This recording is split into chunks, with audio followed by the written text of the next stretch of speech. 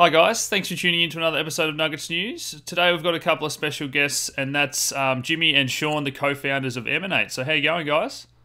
Good, thanks, mate. Good, thanks, Alex. Thanks Thanks for for having having us. us. Yeah, my pleasure. So you guys are building a music platform and trying to reshape an industry that's pretty siloed at the moment. I'll let you talk about all that. But how did you guys get into crypto and this project in general? Jimmy and I in particular have known each other for about 10 years. We've done a couple of other technology projects together, nothing really quite this size.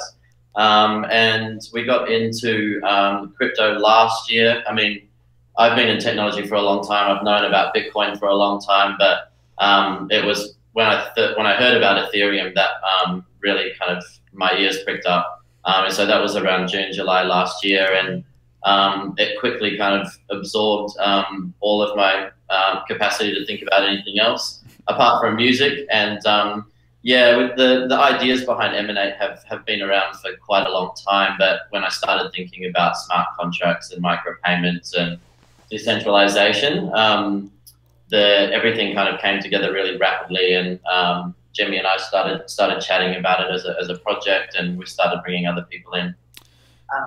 Yeah, Sean and I were speaking. I was going through a bit of a transition phase with some things, and it was like, "Oh, have you heard about this crypto thing?" And I was like, "No, what is it?" And he gave me CoinMarketCap, a link in BTC markets, and basically I just dove down the rabbit hole. And obviously, being from a music background, Sean and I would just chat about what the possibilities were, and Sean fed me a lot of his ideas that he was having around how a project could work like Emanate, and I was just really enthusiastic and excited about it all. So we just at the time we thought it was a completely unique idea, but there's got to be at least 30 live blockchain music projects now. Yeah, we'll definitely talk about competition at the end as well, guys. But how's the progress been? So I know you just said then Ethereum got you down the rabbit hole, but you guys are building on top of EOS. So what's the progress been made? How big's the team now? Why did you choose EOS, and what's this platform building? Yeah, so in terms of that journey, we met Pedro in around October last year, and he became a co-founder. We looked at what he'd done with D-Sound on the Steam platform and could see that was a real proof of concept for what we wanted to do with Emanate. We shared our vision with him, and he was really excited about it. Yeah. We started chatting about what platform we would build on. We were sort of talking to Pedro about maybe trying Neo, maybe trying Ethereum, and he's a big follower of Dan Larimer's and is a big fan of delegated proof of stake, hates proof of work blockchains because of the environmental aspects, and he's the CTO, so we trusted him in his vision. And before EOS was ready to even test on, we started briefly building on Muse, which is a Steam fork, which is designed specifically for the music industry. Yep.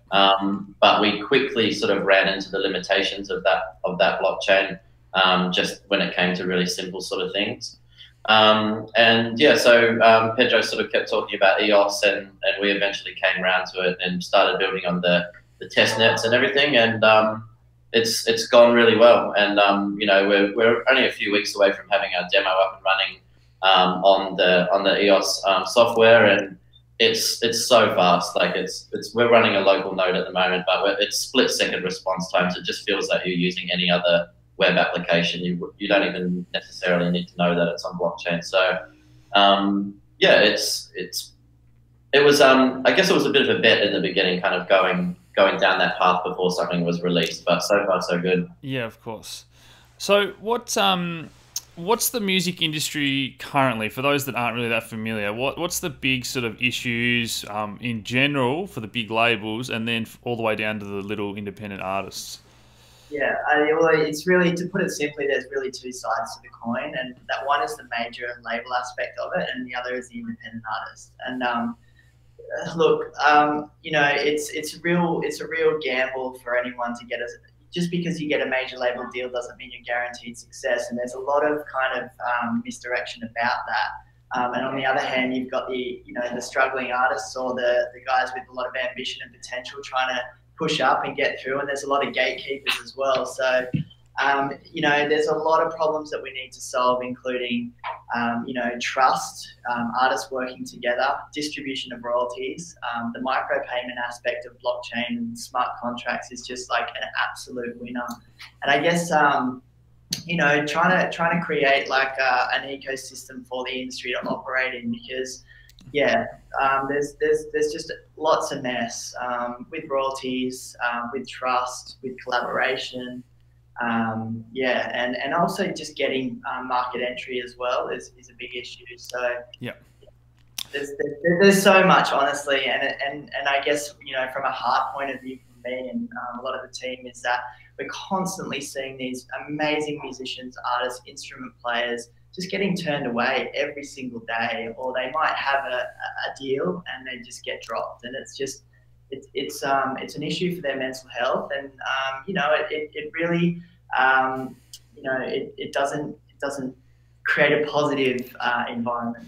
So how is the platform going to sort of solve these issues? And I know all the way from, I guess, governance in terms of it not being able to turn into a big label that benefits a few will be a big thing, but all the way down to the smart collaborations. And like you said, I'll let you guys talk about the tech, but in terms of even individual parts of one song being able to be paid to artists, it really seems interesting to me. So yeah, I think it's important not to sort of look at this as some utopian solution that's immediately going to come in and fix everything. Like, that would be ridiculous. But I think what we do need to look at is the fact that there's a third wave of digital disruption that's going to happen in the music industry.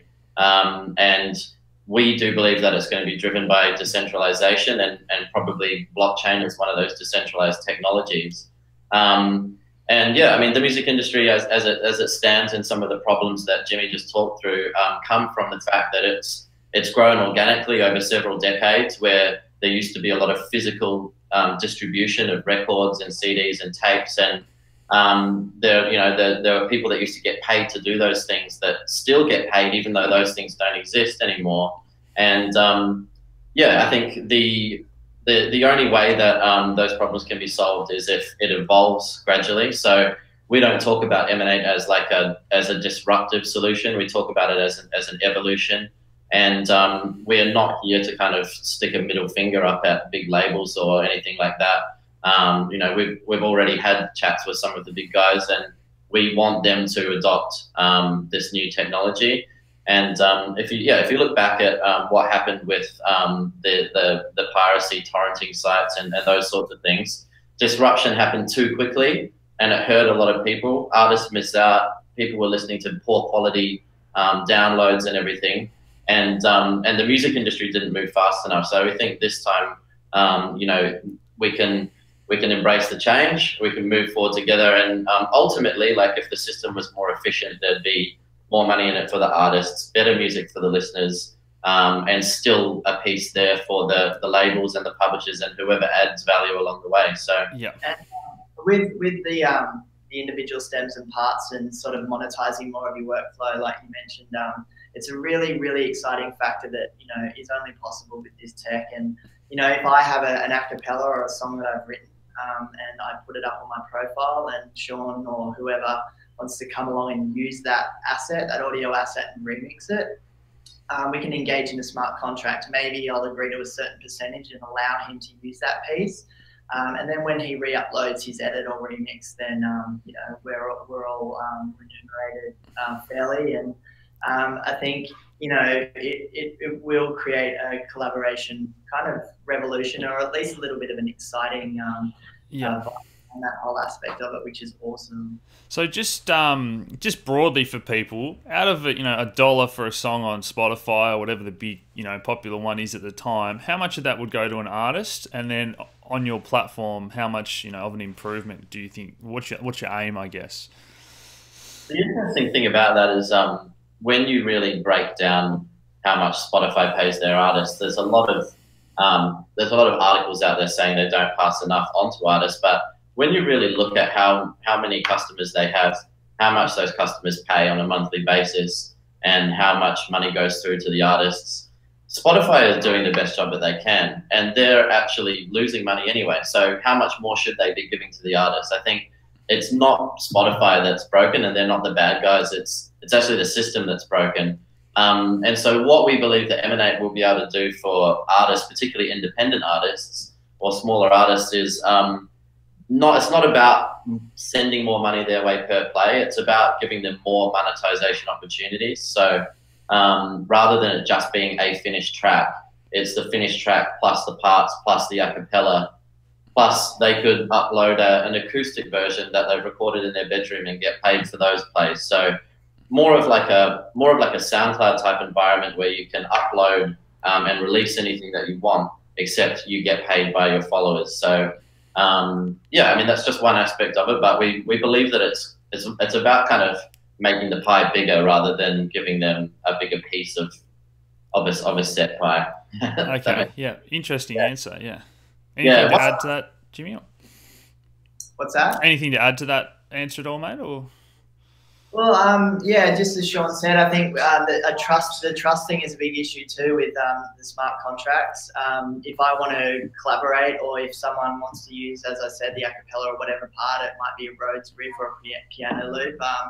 We can just do it and not have to lose sleep at night and get remunerated. And yeah, for me, that's, as the artist background, that's the most exciting part. Cool. Yeah.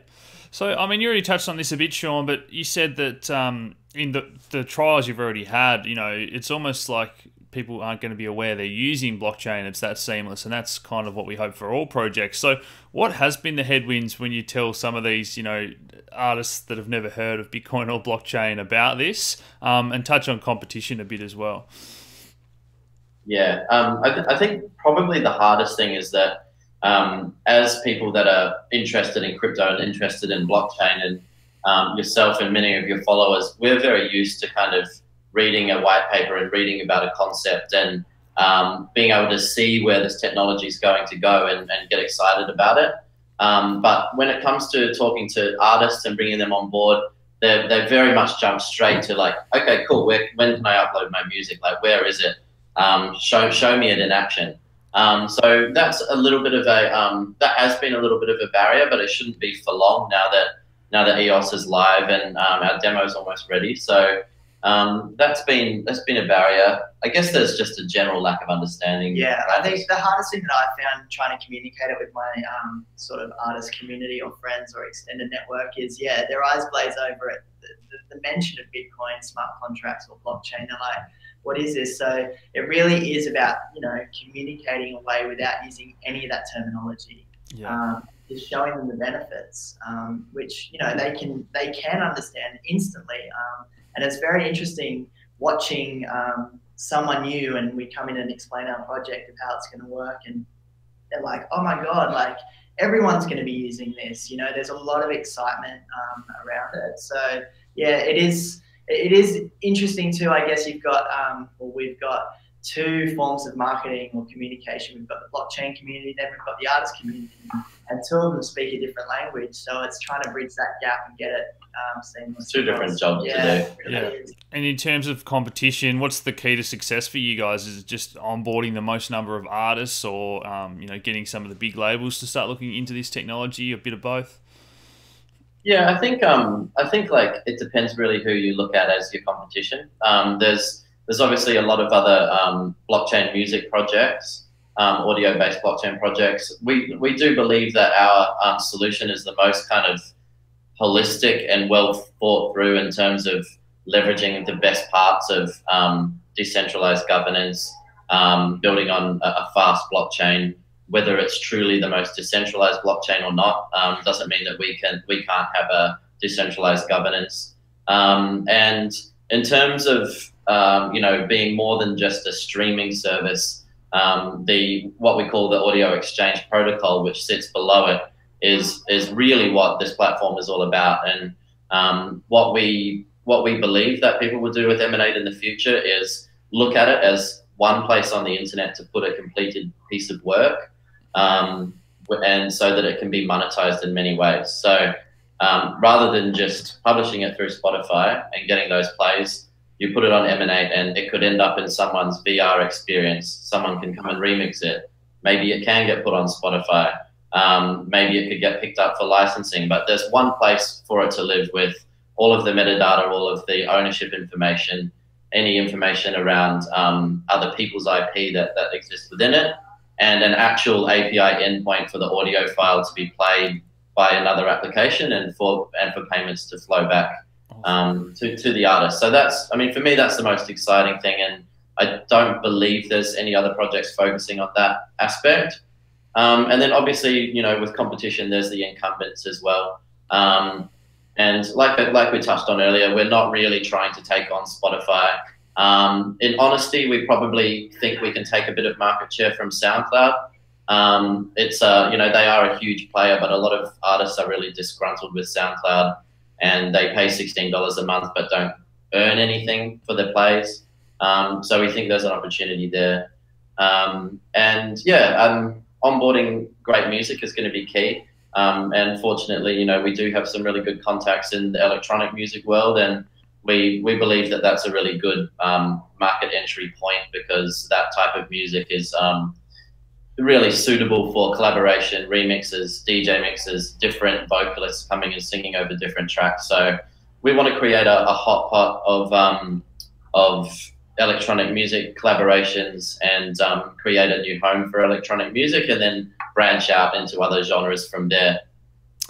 Yeah, so, and I think partnerships are key as well. So we're really excited about the partnership we've formed with Vamper, which is like Tinder for musicians. Yep. You just swipe left and right to connect with different people.